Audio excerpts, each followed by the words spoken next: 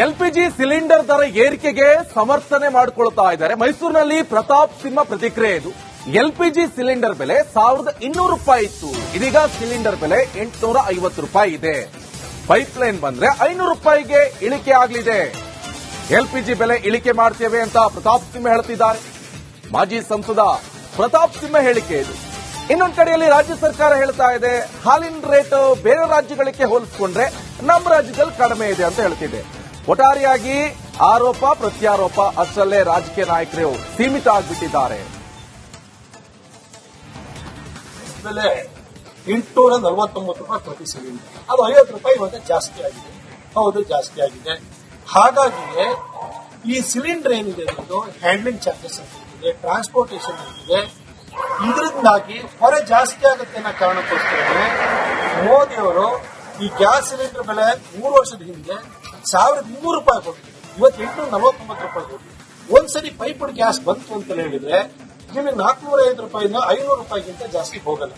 ಹಾಗಾಗಿ ಮೋದಿಯವರು ಇದನ್ನ ಗ್ಯಾಸ್ ನಮ್ಮಲ್ಲಿ ಬರಲ್ಲ, ಹೊರಗಡೆ ನಾವು ತರಿಸ್ಕೊಡೋದು. ಅದಕ್ಕೆ ಹಾಗಾಗಿ ಅದನ್ನ ನಾವು ಕಂಟ್ರೋಲ್ ಮಾಡಬೇಕು ಅಂತಂದ್ರೆ ಈ ಹ್ಯಾಂಡ್ಲಿಂಗ್ ಚಾರ್ಜಸ್ ಅನ್ನ ತೆಗಿಬೇಕು ಅಂತಂದ್ರೆ ಪೈಪ್ಡ್ ಗ್ಯಾಸ್ ಕೊಡಬೇಕು ಅಂತ. ಎಲ್ಪಿಜಿ ಸಿಲಿಂಡರ್ ದರ ಏರಿಕೆಗೆ ಸಮರ್ಥನೆ ಮಾಡಿಕೊಳ್ತಾ ಇದ್ದಾರೆ. ಮೈಸೂರಿನಲ್ಲಿ ಪ್ರತಾಪ್ ಸಿಂಹ ಪ್ರತಿಕ್ರಿಯೆ ಇದು. ಎಲ್ಪಿಜಿ ಸಿಲಿಂಡರ್ ಬೆಲೆ 1200 ರೂಪಾಯಿ ಇತ್ತು, ಇದೀಗ ಸಿಲಿಂಡರ್ ಬೆಲೆ 850 ರೂಪಾಯಿ ಇದೆ. ಪೈಪ್ಲೈನ್ ಬಂದ್ರೆ 500 ರೂಪಾಯಿಗೆ ಇಳಿಕೆ ಆಗಲಿದೆ. ಎಲ್ಪಿಜಿ ಬೆಲೆ ಇಳಿಕೆ ಮಾಡ್ತೇವೆ ಅಂತ ಪ್ರತಾಪ್ ಸಿಂಹ ಹೇಳ್ತಿದ್ದಾರೆ.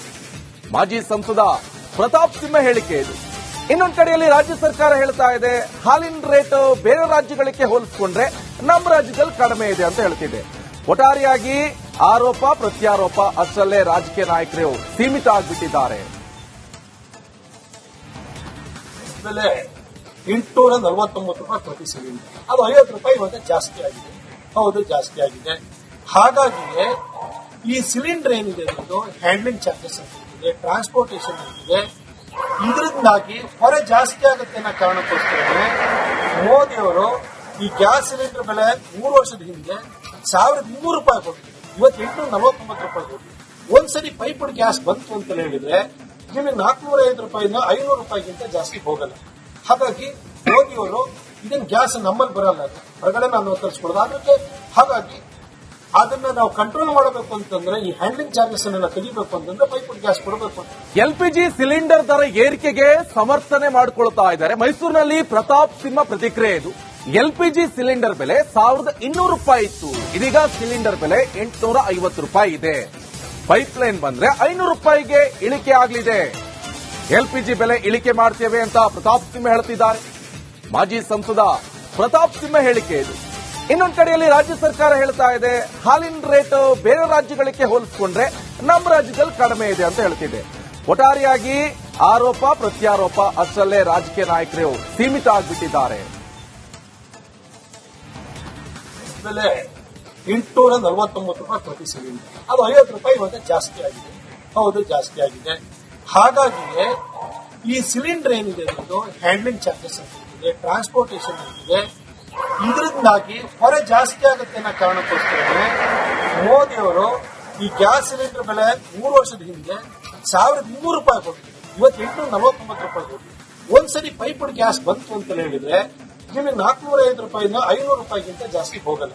ಹಾಗಾಗಿ ಮೋದಿಯವರು ಇದನ್ನ ಗ್ಯಾಸ್ ನಮ್ಮಲ್ಲಿ ಬರಲ್ಲ, ಹೊರಗಡೆ ನಾವು ತರಿಸ್ಕೊಡೋದು. ಅದಕ್ಕೆ ಹಾಗಾಗಿ ಅದನ್ನ ನಾವು ಕಂಟ್ರೋಲ್ ಮಾಡಬೇಕು ಅಂತಂದ್ರೆ ಈ ಹ್ಯಾಂಡ್ಲಿಂಗ್ ಚಾರ್ಜಸ್ ಅನ್ನ ತೆಗಿಬೇಕು ಅಂತಂದ್ರೆ ಪೈಪ್ಡ್ ಗ್ಯಾಸ್ ಕೊಡಬೇಕು ಅಂತ.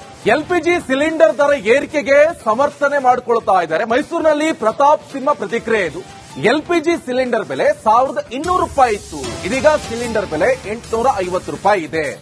ಪೈಪ್ಲೈನ್ ಬಂದ್ರೆ 500 ರೂಪಾಯಿಗೆ ಇಳಿಕೆ ಆಗಲಿದೆ. ಎಲ್ಪಿಜಿ ಬೆಲೆ ಇಳಿಕೆ ಮಾಡ್ತೇವೆ ಅಂತ ಪ್ರತಾಪ್ ಸಿಂಹ ಹೇಳ್ತಿದ್ದಾರೆ. ಮಾಜಿ ಸಂಸದ ಪ್ರತಾಪ್ ಸಿಂಹ ಹೇಳಿಕೆ ಇದು. ಇನ್ನೊಂದು ಕಡೆಯಲ್ಲಿ ರಾಜ್ಯ ಸರ್ಕಾರ ಹೇಳ್ತಾ ಇದೆ, ಹಾಲಿನ ರೇಟ್ ಬೇರೆ ರಾಜ್ಯಗಳಿಗೆ ಹೋಲಿಸಿಕೊಂಡ್ರೆ ನಮ್ಮ ರಾಜ್ಯದಲ್ಲಿ ಕಡಿಮೆ ಇದೆ ಅಂತ ಹೇಳ್ತಿದೆ. ಒಟ್ಟಾರೆಯಾಗಿ ಆರೋಪ ಪ್ರತ್ಯಾರೋಪ ಅಷ್ಟರಲ್ಲೇ ರಾಜಕೀಯ ನಾಯಕರು ಸೀಮಿತ ಆಗಿಬಿಟ್ಟಿದ್ದಾರೆ. ಬೆಲೆ 849 ರೂಪಾಯಿ ಪ್ರತಿ ಸಿಲಿಂಡರ್, ಅದು 50 ರೂಪಾಯಿ ಇವಾಗ ಜಾಸ್ತಿ ಆಗಿದೆ. ಹೌದು, ಜಾಸ್ತಿ ಆಗಿದೆ. ಹಾಗಾಗಿ ಈ ಸಿಲಿಂಡರ್ ಏನಿದೆ ಅದು ಹ್ಯಾಂಡ್ಲಿಂಗ್ ಚಾರ್ಜಸ್ ಅಂತಿದೆ, ಟ್ರಾನ್ಸ್ಪೋರ್ಟೇಷನ್ ಅಂತಿದೆ. ಇದರಿಂದಾಗಿ ಹೊರೆ ಜಾಸ್ತಿ ಆಗುತ್ತೆ ಅನ್ನೋ ಕಾರಣಕ್ಕೋಸ್ಕರ ಮೋದಿ ಅವರು ಈ ಗ್ಯಾಸ್ ಸಿಲಿಂಡರ್ ಬೆಲೆ 3 ವರ್ಷದ ಹಿಂದೆ 1200 ರೂಪಾಯಿ ಕೊಡ್ತೀವಿ, ಇವತ್ತು 849 ರೂಪಾಯಿ ಕೊಡ್ತೀವಿ. ಒಂದ್ಸರಿ ಪೈಪ್ಡ್ ಗ್ಯಾಸ್ ಬಂತು ಅಂತ ಹೇಳಿದ್ರೆ ನಿಮಗೆ 405 ರೂಪಾಯಿಂದ 500 ರೂಪಾಯಿಗಿಂತ ಜಾಸ್ತಿ ಹೋಗಲ್ಲ. ಹಾಗಾಗಿ ಮೋದಿಯವರು ಇದನ್ನ ಗ್ಯಾಸ್ ನಮ್ಮಲ್ಲಿ ಬರಲ್ಲ, ಹೊರಗಡೆ ನಾವು ತರಿಸ್ಕೊಡೋದು. ಅದಕ್ಕೆ ಹಾಗಾಗಿ ಅದನ್ನ ನಾವು ಕಂಟ್ರೋಲ್ ಮಾಡಬೇಕು ಅಂತಂದ್ರೆ ಈ ಹ್ಯಾಂಡ್ಲಿಂಗ್ ಚಾರ್ಜಸ್ ಅನ್ನ ತೆಗಿಬೇಕು ಅಂತಂದ್ರೆ ಪೈಪ್ಡ್ ಗ್ಯಾಸ್ ಕೊಡಬೇಕು ಅಂತ. ಎಲ್ಪಿಜಿ ಸಿಲಿಂಡರ್ ದರ ಏರಿಕೆಗೆ ಸಮರ್ಥನೆ ಮಾಡಿಕೊಳ್ತಾ ಇದ್ದಾರೆ. ಮೈಸೂರಿನಲ್ಲಿ ಪ್ರತಾಪ್ ಸಿಂಹ ಪ್ರತಿಕ್ರಿಯೆ ಇದು. ಎಲ್ಪಿಜಿ ಸಿಲಿಂಡರ್ ಬೆಲೆ 1200 ರೂಪಾಯಿ ಇತ್ತು, ಇದೀಗ ಸಿಲಿಂಡರ್ ಬೆಲೆ 850 ರೂಪಾಯಿ ಇದೆ. ಪೈಪ್ಲೈನ್ ಬಂದ್ರೆ 500 ರೂಪಾಯಿಗೆ ಇಳಿಕೆ ಆಗಲಿದೆ. ಎಲ್ಪಿಜಿ ಬೆಲೆ ಇಳಿಕೆ ಮಾಡ್ತೇವೆ ಅಂತ ಪ್ರತಾಪ್ ಸಿಂಹ ಹೇಳ್ತಿದ್ದಾರೆ. ಮಾಜಿ ಸಂಸದ ಪ್ರತಾಪ್ ಸಿಂಹ ಹೇಳಿಕೆ ಇದು. ಇನ್ನೊಂದು ಕಡೆಯಲ್ಲಿ ರಾಜ್ಯ ಸರ್ಕಾರ ಹೇಳ್ತಾ ಇದೆ ಹಾಲಿನ ರೇಟ್ ಬೇರೆ ರಾಜ್ಯಗಳಿಗೆ ಹೋಲಿಸಿಕೊಂಡ್ರೆ ನಮ್ಮ ರಾಜ್ಯದಲ್ಲಿ ಕಡಿಮೆ ಇದೆ ಅಂತ ಹೇಳ್ತಿದೆ. ಒಟ್ಟಾರೆಯಾಗಿ ಆರೋಪ ಪ್ರತ್ಯಾರೋಪ ಅಷ್ಟರಲ್ಲೇ ರಾಜಕೀಯ ನಾಯಕರು ಸೀಮಿತ ಆಗಿಬಿಟ್ಟಿದ್ದಾರೆ. ಬೆಲೆ 849 ರೂಪಾಯಿ ಪ್ರತಿ ಸಿಲಿಂಡರ್, ಅದು 50 ರೂಪಾಯಿ ಇವಾಗ ಜಾಸ್ತಿ ಆಗಿದೆ. ಹೌದು, ಜಾಸ್ತಿ ಆಗಿದೆ. ಹಾಗಾಗಿಯೇ ಈ ಸಿಲಿಂಡರ್ ಏನಿದೆ ಅದು ಹ್ಯಾಂಡ್ಲಿಂಗ್ ಚಾರ್ಜಸ್ ಅಂತಿದೆ, ಟ್ರಾನ್ಸ್ಪೋರ್ಟೇಷನ್ ಅಂತಿದೆ. ಇದರಿಂದಾಗಿ ಹೊರೆ ಜಾಸ್ತಿ ಆಗುತ್ತೆ ಅನ್ನೋ ಕಾರಣಕ್ಕೋಸ್ಕರ ಮೋದಿಯವರು ಈ ಗ್ಯಾಸ್ ಸಿಲಿಂಡರ್ ಬೆಲೆ 3 ವರ್ಷದ ಹಿಂದೆ 1200 ರೂಪಾಯಿ ಕೊಡ್ತೀವಿ, ಇವತ್ತು 849 ರೂಪಾಯಿ ಕೊಡ್ತೀವಿ. ಒಂದ್ಸರಿ ಪೈಪ್ಡ್ ಗ್ಯಾಸ್ ಬಂತು ಅಂತ ಹೇಳಿದ್ರೆ ನಿಮಗೆ 405 ರೂಪಾಯಿಂದ 500 ರೂಪಾಯಿಗಿಂತ ಜಾಸ್ತಿ ಹೋಗಲ್ಲ.